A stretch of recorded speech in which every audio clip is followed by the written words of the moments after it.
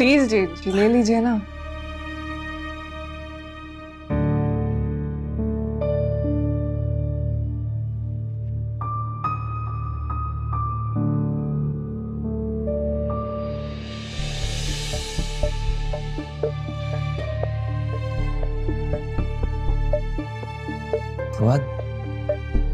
ये सब क्यों? अरे भाई हनीमून के टिकट है। अब जल्दी से बता दें कि आप लोग कौन से होटल में रुकेंगे। हमें तो 2-3 होटल पसंद आए, उनमें से आप भी कोई पसंद कर लें।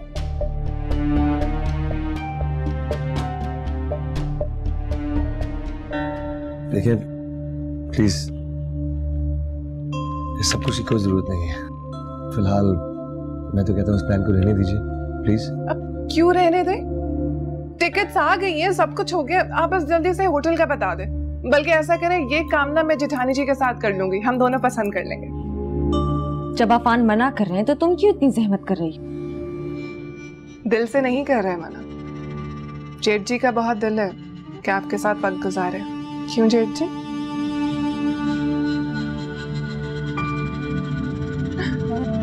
लगता है जेठ जी शर्मा गए। कोई बात नहीं, आप मुझे बता दें कि आपको कौन सा होटल पसंद आ रहा है।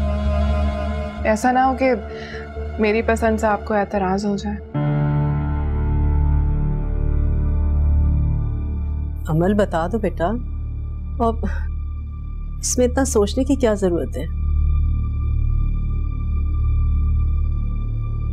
मुझे कहीं नहीं जाना।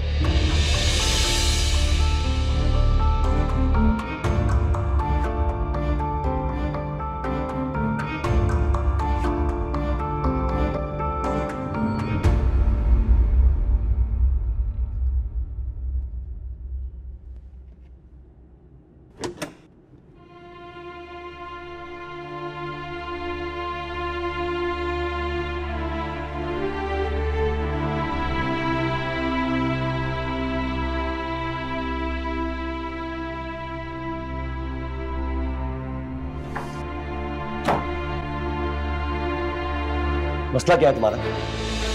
समझती क्या अपने आप को तुम? बोलो। हाथ छोड़े मेरे। नहीं छोड़ना, आज तुम्हें जवाब देना ही होगा। समझती क्या मेरी फैमिली को तुम? उनकी इंसल्ट करती रहोगे, मैं सुनता रहूंगा। That's it. मैंने उनकी इंसल्ट नहीं की है, बल्कि वो लोग मेरा मजाक उड़ा रहे हैं। Really? मजाक तुमने बनाया होगा। किसी की परवाह तुम्हें है नहीं। और क्या ये मातमी चेहरे लेके घूमती रहती है? क्या दिखाना चाह रही है? बहुत जुल्म हुआ है तुम पर। अरे बेवकूफ तो बहुत सारे लोग हैं तो तुम्हारा मूड बेहतर करने की कोशिश में लगे हुए। मैंने उनसे नहीं कहा कुछ करने को। वो लोग मुझे मेरे हाल पे छोड़ क्यों नहीं देते? सही कह रही हो तुम्हें अकेला ही छोड़ देना चाहिए अपने इस बनाए हुए दुख के साथ। अफान! चिल्लाओ मत। बहुत शौक है ना तुम्हें इन लम्हों में रहने का, तो ठीक है, ठुकरा दो उन सबकी मोहब्बत। वो लिफाफा बाहर पड़ा है, उसको फाड़ के उनके मुंह पे फेंक दो। दिखा दो उनकी औकात, और नाजो को इनकार कर दो इस ट्रिप के लिए जो उसने इतनी अपनाइयत से प्लान की है हमारे लिए। Do it. आप लोगों को नजर नहीं आता, ये सब नाटक है। छोड़ो, बंद करो ये तमाशा। तुमने अपने दिल में नाज़ो के लिए नफरत की इतनी बड़ी दीवारें खड़ी कर ली हैं कि तुम्हें इसकी मोहब्बत नजर ही नहीं आती। हाँ, नहीं नजर आती मुझे उसकी मोहब्बत। तंग आ गई हूँ मैं उसके नाम से। नाज़ो नाज़ो नाज़ो। निकल क्यों नहीं जाती वो मेरी जिंदगी से? क्यों जोक की तरह चिमट गई है? और आप अपनी मोहब्बतें अपने पास रखें। दिल में बसती है ना आपके, तो उसे अपने दिल तक महदूद रखें। लेकिन आइंदा से मेरे सामने उसका नाम भी मत लेना। बस, बस। इसके आगे एक लफ्ज ना कहना प्लीज। क्या करेंगे आप? हाँ, क्या करेंगे? और कर ही क्या सकते हैं आप? अमन, stop it! Enough is enough!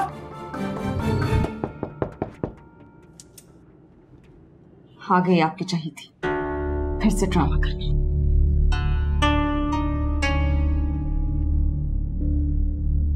जेठ जी मैं अंदर आ जाऊं?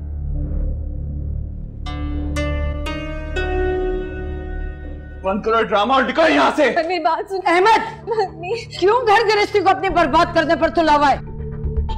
अगर आपने इसके लिए एक अल्फाज भी और बोले ना तो आप अपने बेटे को खो बैठेंगी। और तुम निकलो यहाँ से। नहीं। चलो निकलो। इस तरह समझाते हैं क्या किसी को? देखिए, नाराज होना मसले का हल नहीं होता। अम्मी ने भी डांट दिया, अब आप भी ऐसे बात करेंगे? कुछ लोगों को आराम से कहा जुमला समझ नहीं आता।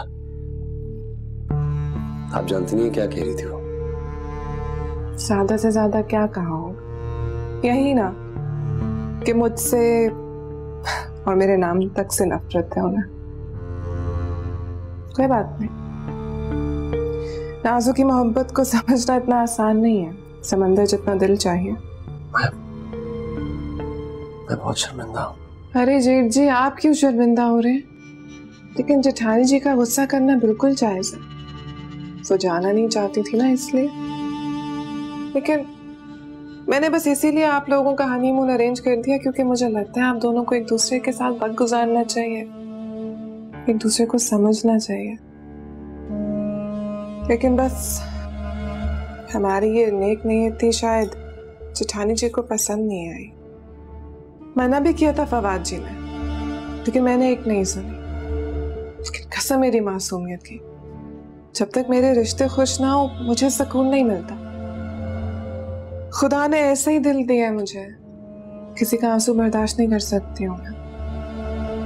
और जेठानी जी से तो रिश्ता ही दोहरा और गहरा। बेहतर यही होगा कि आप भुला दीजिए पुराने रिश्तों को। ये क्या कह रहे हैं आप जेठ जी? अम्मी का रिश्ता अमल के साथ कैसे भुला दूं मैं? उन्हीं की दुआओं की वजह से तो आज वो इस घर में एक नई शख्सियत के साथ मौजूद है। लेकिन पता नहीं क्यों वो इस रिश्ते को कमजोर करना चाहती। जेठ जी, अब आपको ही सब कुछ संभालना होगा, आपको ही दूरियां कम करनी होगी। कहते हैं दो टूटे हुए दिल मिल जाएं तो उससे ज्यादा मजबूत रिश्ता पूरी दुनिया में नहीं होता। जेठानी जी के कबूल करने से पहले आपको कबूल करना होगा।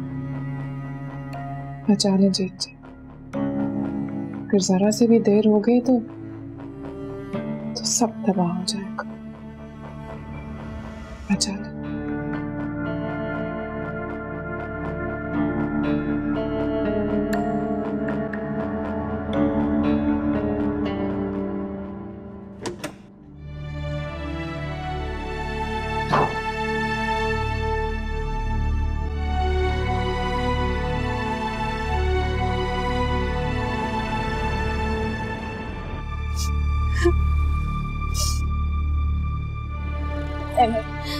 ऐसा मत करो, खुदा के लिए ऐसा मत करो।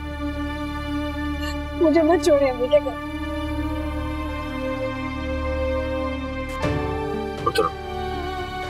नहीं मैं ऐसा मत करें। मैं अंदर सब कुछ उठा दूंगी। हाँ उठाओ।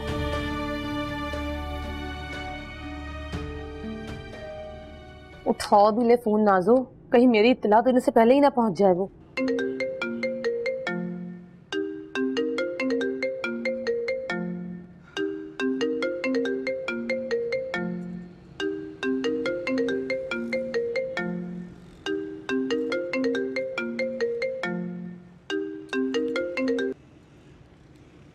हेलो हेलो, कहाँ थी? कब से फोन कर रही हूँ मैं तुझे। अब तेरी तरह फारिग नहीं हूँ मैं, 10 काम होते हैं मुझे। 10 नौकर तेरे आगे पीछे घूमते होंगे, तुझे काम की क्या परवाह? ये बताने के लिए फोन किया तूने? नहीं, धमाकेदार खबर सुनानी थी। अब बोल भी दे। आज अहमद भाई ने फौजी भाभी को धक्के मार के घर से निकाल दिया। यकीन मान, अद्भुत, बहुत बुरा भला का है। निकल गई, आने वाली होगी अब तेरे यहाँ। नरगिस, कसम खा।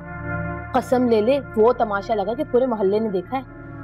अभी तो मैंने सिर्फ फौजिया की बर्बादी के बारे में सोचा ही था और अब बर्बादी शुरू भी हो गई। तौबा है नाज़ो, तेरी जबान की तरह तेरी सोच भी कितनी काली है। काली नहीं, जहरीली बोल। आने दे इसे, अब वो जहर घोल कर पिलाऊंगी कि कभी मेरे सामने अपना मुंह नहीं खोलेगी। अब तो अल्लाह ही रहम करे बेचारी पर। अल्लाह का ही करम है इस पर जो अभी तक नाज़ो ने इसके साथ कुछ नहीं किया। अरे ये सब तो कुदरत का ही फैसला था। तड़प तो दिल के साथ आएगी बेचारी, और उसके दिल को सुकून मुझे देना होगा। वो कौन सा गाना था नरगिस? दिले मुस्तर को समझाया बहुत, मगर इस दिल ने तड़पाया बहुत।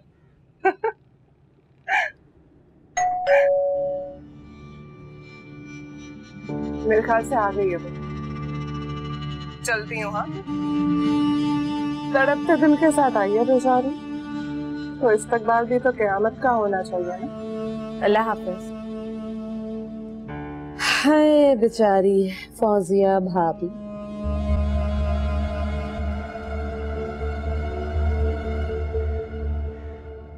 अरे बेटा, 2 दिन पहले तक तो रहने का कोई प्रोग्राम नहीं था, फिर ये अचानक से कैसे बन गया? जी मामा, प्लान तो मेरा भी नहीं था। वो अम्मी जिद कर रही थी कि शादी के बाद तुम गई नहीं अपने मैके रहने के लिए, तो फिर अहमद भी मान गए। मैं उन दोनों की बात टाल नहीं सकी, इसलिए आ गई। वो तो ठीक है, लेकिन अहमद अंदर भी नहीं आया, बाहर से चला गया। वो हाँ, वो उनको रास्ते में एक जरूरी काम याद आ गया था, तो इसलिए वापस चले गए। माजरत कर रहे थे, आपसे कह रहे थे कि अम्मा को मेरी तरफ से बहुत माजरत करना कि मैं नहीं आ सका। चलो कोई बात नहीं, अब तुम्हें लेने के लिए आएगा ना, तो खाना खाए बगैर नहीं जाने दूंगी उसे। अरे कहाँ है सब लोग, नजर नहीं आ रहे? सब इधर ही है बेटा, घर में। अरे यहाँ है हम भाभी जान। आपने याद किया और हम आ गए। कैसी हैं आप? मैं ठीक हूँ, आपके सामने हूँ। आप बताएं। हम क्या बताएं भाई, मोहब्बतों के बीचों बीच रह रहे हैं, हमें क्या होना।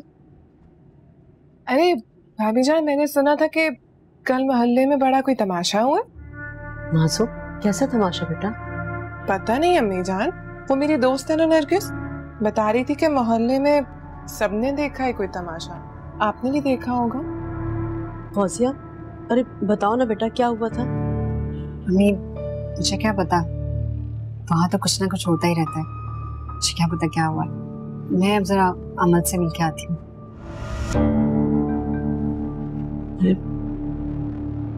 इससे क्या हो गया?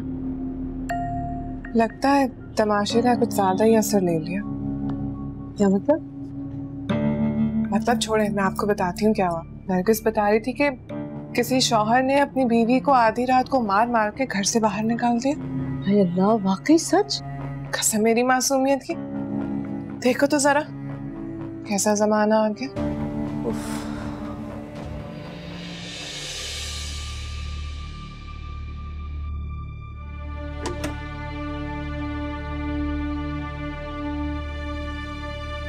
छोड़कर आ गया तू घर की खुशी को और घर की बरकत को। अम्मा उसे बरकत ना कहे, नहूसत कहे, जिसे मैंने इस घर से उसे पाक कर दिया है। मेरा बेटा तो अब फैसले सुनाने लगा है, लोगों के वजूद की नहुसत को महसूस करने लगा है। अम्मा आप ऐसा क्यों कह रही हैं? क्यों मुझे गुनाहगार कर रही हैं? बेटा, गुनाहगार होने का जिनको डर होता है ना, वो यूं किसी को गुनाहगार नहीं ठहराते। और तूने तो सफाई का मौका दिए बिना ही सजा सुना दी। अम्मा सजा मैंने उसे दी है, लेकिन इस आग में मैं भी जल रहा हूँ। ये आग तेरी खुद की लगाई हुई है अहमद। अम्मा, इस बदकिरदार के साथ जिंदगी गुजारने से बेहतर है कि मैं खुद को मार लूं। ये तो वक्त बताएगा कि कौन किस किरदार का मालिक है। मगर एक दुआ जरूर करना कि बहुत देर ना हो जाए, क्योंकि वक्त गुजरने के बाद हकीकत की कोई अहमियत नहीं रह जाती।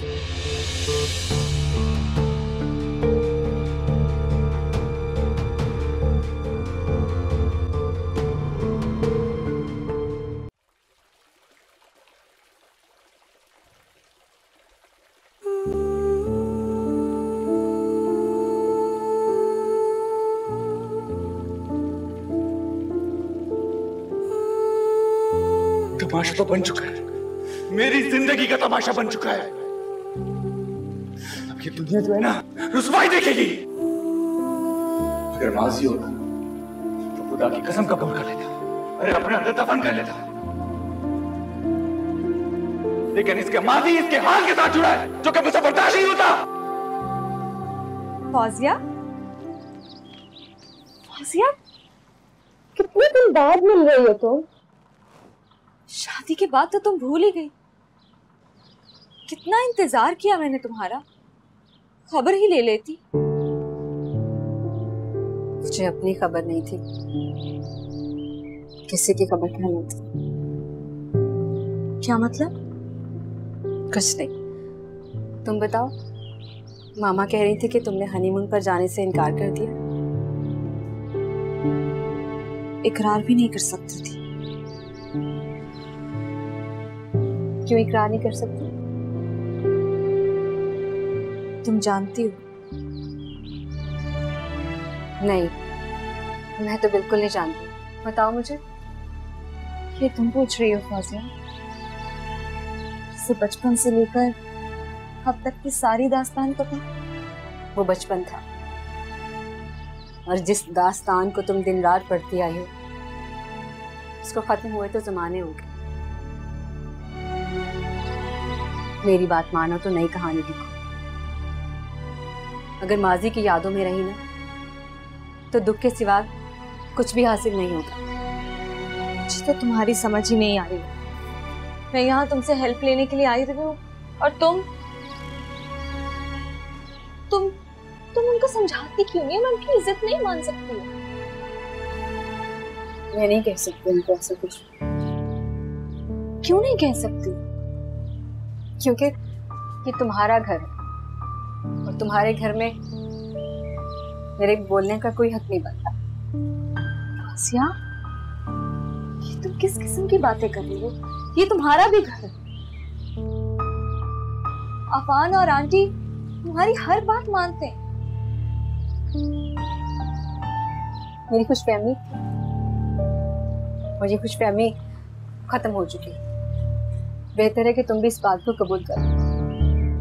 मुझे तुम्हारी समझ नहीं आ रही। मैं तुमसे हेल्प मांग रही हूँ और तुम? मैं नहीं कर सकती तुम्हारी कोई भी हेल्प। मेरा घर जल रहा है, मेरा आशियाना जल रहा है। मैं तो अपनी मदद नहीं कर सकती, तुम्हारी क्या करूं? खुदा के लिए मुझसे कोई उम्मीद मत रखना। आसिया, मुझे बताओ क्या हुआ है? तुम ठीक तो हो? नहीं हूं मैं ठीक। मैं बिल्कुल ठीक नहीं हूं। क्या करोगी जानकर तुम? मेरे टूटते हुए रिश्ते को जानकर तुम क्या करोगी, जो अब तक अपना रिश्ता कबूल नहीं कर सकती? मुझे जानकर क्या करोगी? टूटता हुआ रिश्ता, टूटता हुआ रिश्ता। अहमद ने मुझे घर से निकाल दिया, अपने दिल से और शायद अपनी जिंदगी से। क्या? ये क्या कह रही हो तुम? होश में तो? जो घर से बेघर हो जाए उसे होश कहाँ रहता है? मैं मर रही हूँ, लम्हा लम्हा मर रही हूँ। मुझे फांसी की सजा देके सांस लेने के लिए कहा जा रहा है। मेरा रिश्ता खत्म हो रहा है। मेरे हाथों से मेरा रिश्ता रेत की तरह फिसल रहा है और मैं कुछ नहीं कर पा रही, बस जलते हुए देख रही हूँ तमाशा। मेरा माजी मेरे हाथ को दीमक की तरह चाट रहा है। मैं अपने घर को जलता हुआ देख रही हूँ, कुछ नहीं कर पा रही। एक बार फिर मुझ पे बदकारी का इल्जाम लगाया जा रहा है। अहमद का मेरी वफाओं में यकीन ही नहीं है। मैं क्या करूं? तुम ये सब कुछ बर्दाश्त कर रही हो? तो क्या करूं? ठुकरा दूं जिस तरह तुम मोहब्बतों को ठुकरा रही हो। डरो उस वक्त से जब मोहब्बतें तुम्हें ठुकरा देंगी। फिर तुम्हारे पास कुछ नहीं रहेगा, कहीं नहीं जा पाओगी तुम। अमल, मेरी बात मानो, कबूल कर लो इन रिश्तों को, समेट लो इन मोहब्बतों को। अगर ऐसा नहीं किया तो तुम्हारे हिस्से में जिल्लत, रुसवाई और तानों के सिवा कुछ नहीं रहेगा।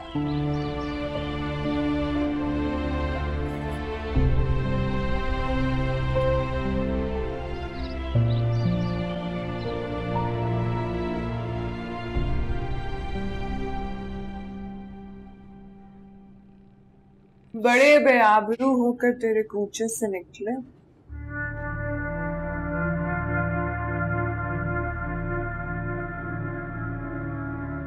क्या हुआ जेठानी जी? इतनी जालिम नजरों से मत देखें, हमारा तो सांस ही बंद हो जाएगा। कुछ तो रहम करें हम। अगर हमें कुछ हो गया तो आपके देवर का क्या होगा? तो पागल ही हो जाएंगे।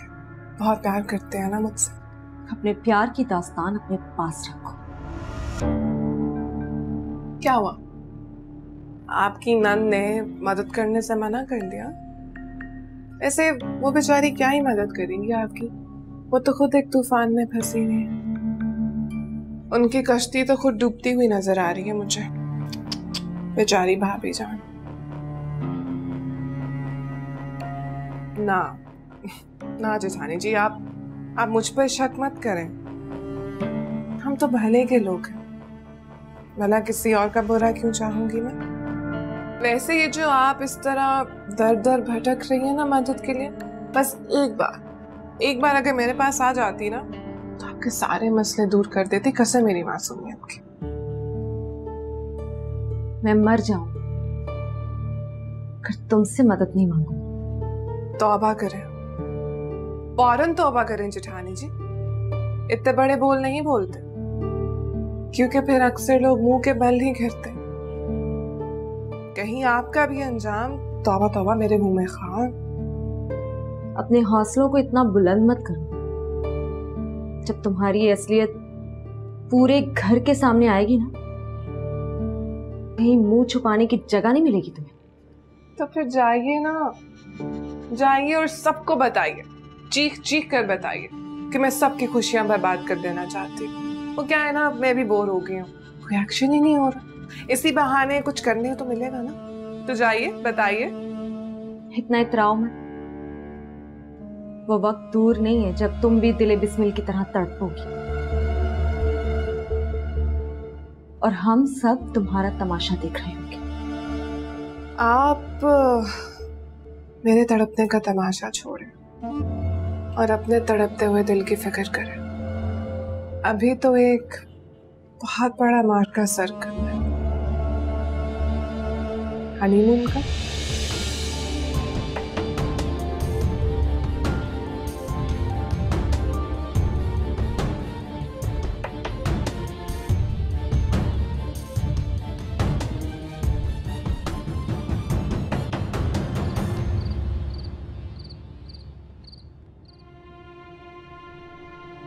मैंने कितनी कोशिश की कि तुमसे एक बार बात हो जाए, मगर तुम्हारे घर वालों ने मुझे तुमसे बात ही नहीं करनी थी।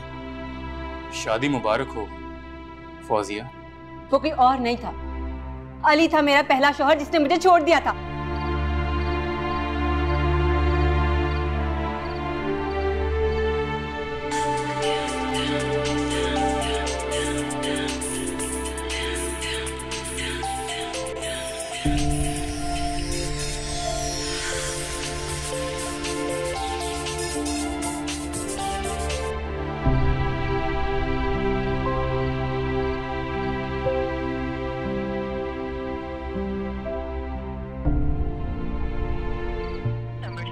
मौसूल नहीं हो रहा, बराए मेहरबानी कुछ देर बाद कोशिश कीजिए।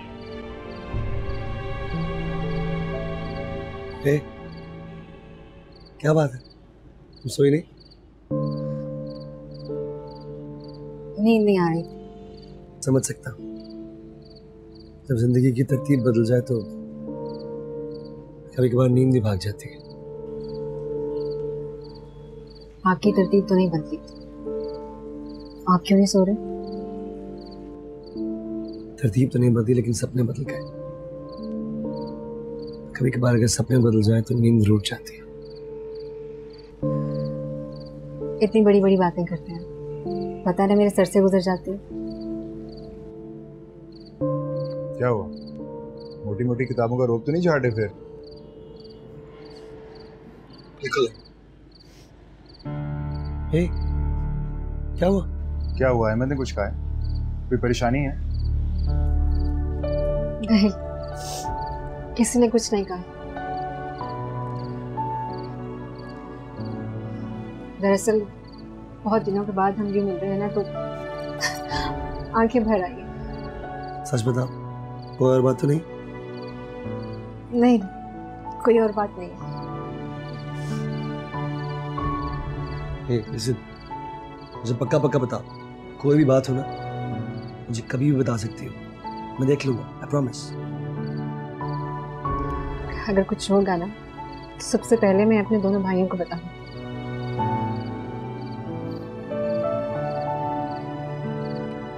Love you.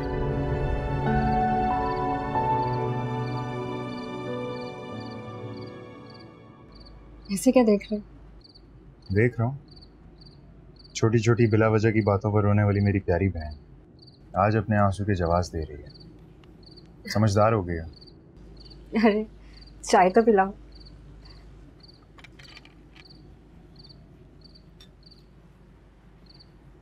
तुमने बनाई है? देख ले, चाय बनानी आ गई है। काफी बुरी होगी। क्यों नहीं पिएगी अगर मैंने बनाई? इतना मीठा। ये वैसे भी मैंने अपने लिए बनाई थी। भाई, सीरियस?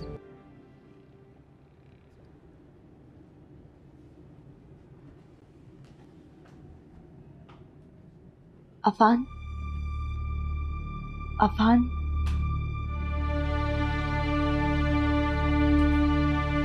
अफान, मुझे आपसे कुछ बात करनी है। बत्ती बंद कर दो अम्मा, बहुत देर हो गई।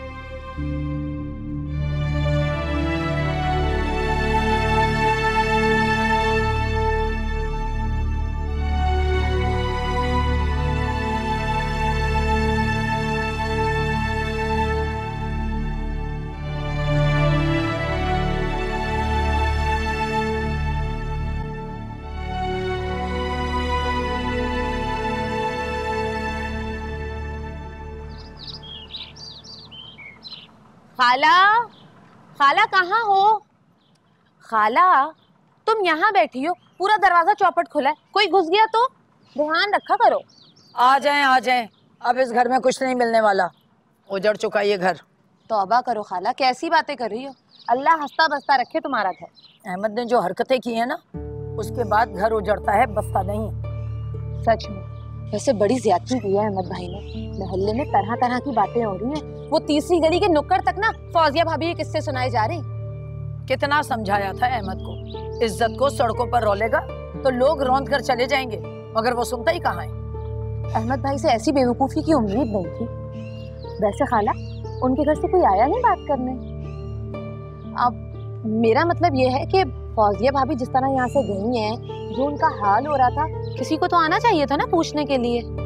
मेरी बहू इतनी बेवकूफ नहीं है, बहुत दूर अंदेशी देखी है मैंने उसमें, कभी अपने मसलों का इश्तेहार नहीं लगवाई थी। चलो शुक्र है खाला कि तुम्हारी बहू समझदार निकली, वरना भाई ने तो कोई कसर नहीं छोड़ी थी बहन का घर तबाह करने में। तू कहना क्या चाह रही है? खुलकर बात कर। भैया अब इसमें खुलकर क्या कहना, बट्टे सट्टे की शादी है। एक को घर से निकालकर ये कैसे सोचा जा सकता है कि दूसरी बसी रहेगी? खाला, फौजिया भाभी ने जिस दिन अपना मुंह खोल दिया ना कि उनके साथ इस घर में क्या सलूक हुआ है, उस दिन नाजो रोते पिटते इस घर की दहलीज पर आ जाएगी, देख लेना तुम। हाँ, सोचो जो मैं कह रही हूँ, लिख लो मेरी बात। हाँ,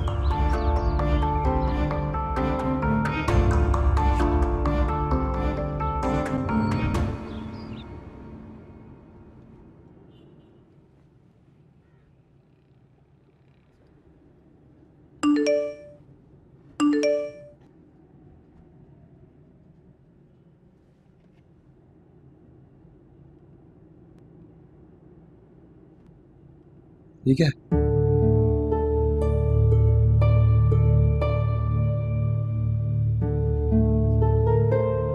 हम यहाँ स्टे कर, बुकिंग करवा दी है, कॉल कर लीजिए।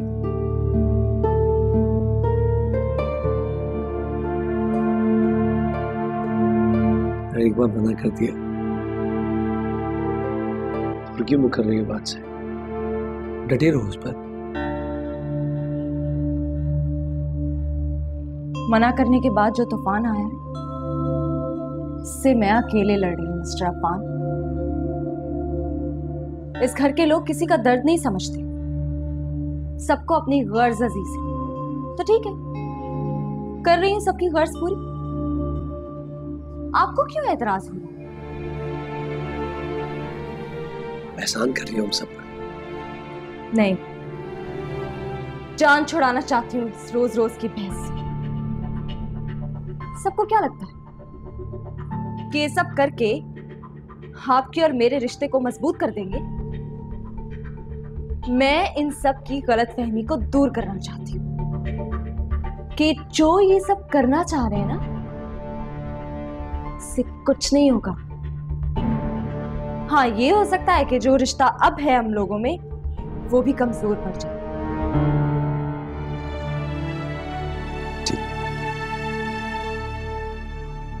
तो हम सबको गलत साबित करने के लिए इतनी दूर क्यों जा रही है?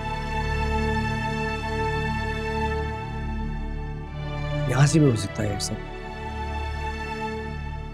कहीं जाने की जरूरत नहीं। क्यों ज़ूम कर रही है?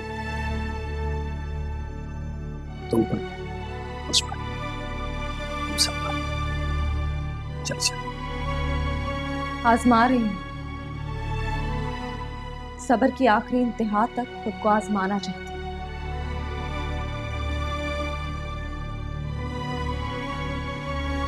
कर ले इनकी ख्वाहिश पूरी, जो शायद आपकी भी ख्वाहिश है। मैं तैयार। तू इश्क है, मैं भी इश्क हूँ। तू इश्क है, मैं भी इश्क हूँ।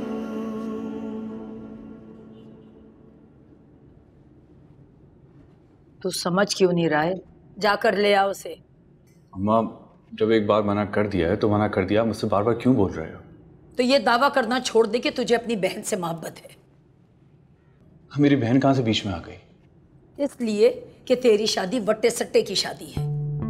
अगर फौजिया नहीं बसी तो तेरी बहन का घर भी नहीं बसेगा। अरे तू क्यों उसका घर उजाड़ना चाहता है?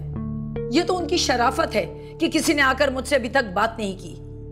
जिस हाल में तू बहू को छोड़कर आया है ना, कोई दूसरा होता तो तेरी बहन को हमारी दहलीज पर लाकर छोड़ देता। तो क्यों नहीं किया? किस बात का इंतजार कर रहे हैं वो लोग? अरे कैसी बदफाले निकाल रहे अपनी बहन के लिए।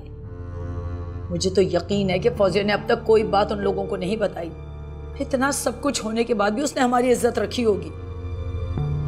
उसने हमारी इज्जत नहीं रखी है, उसने अपनी इज्जत बचाई है। अगर ये सारी बातें वो अपने घर में बताती तो वहां से भी निकाली जाती।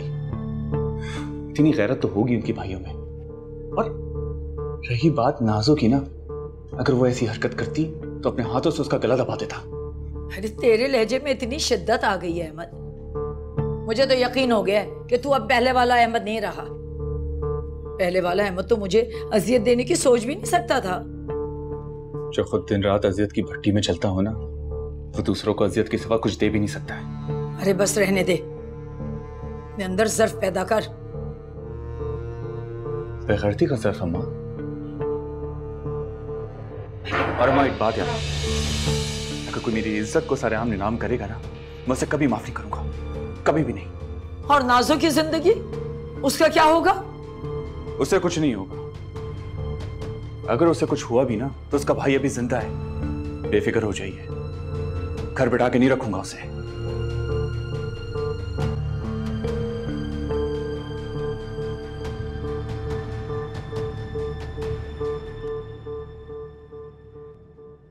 जी जी, मुझे 2 टिकट्स चाहिए बिजनेस क्लास। हाँ जी, आप मुझे अमाउंट बता दें, मैं आपको अभी ट्रांसफ़र कर देता हूँ। थैंक्स अगैन, खुदा हाफिज़। किसके लिए टिकट बुक करवा रहे हैं? कहीं जा रहे हैं? नहीं, भाई के लिए करवा रहा था। चीची के लिए? इतने दिनों से घर में एक ही तो मसला चल रहा था, भाई के हनीमून का। अब हल हो गया तो मैंने सोचा कि उनकी टिकट्स बुक करवा लूँ और होटल की रिजर्वेशन भी करवा लूँ।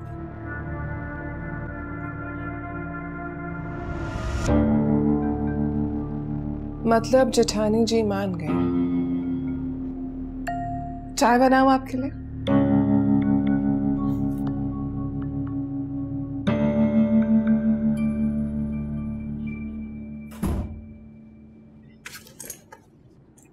तुमने बहुत अच्छा फैसला किया। मेरी दुआ है कि तुम हमेशा खुशखुरम रहो और हंसी खुशी वापस आ जाओ।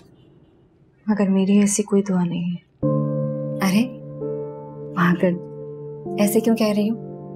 अगर दुआ नहीं करनी तो दुआ देने वाले हाथों को रद्द नहीं करते। बड़े खुशकिस्मत होते हैं वो लोग जिन्हें दुआएं मिलती हैं। तुम भी तो कभी महरूम नहीं रही हो इससे। फिर तुम्हारी खुशियों को किसकी नजर लग गई?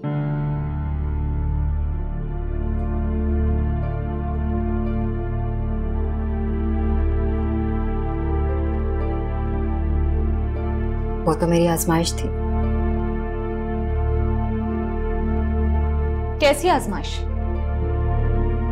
जुल्म करने से बड़ा जालिम जुल्म सहने वाला होता है।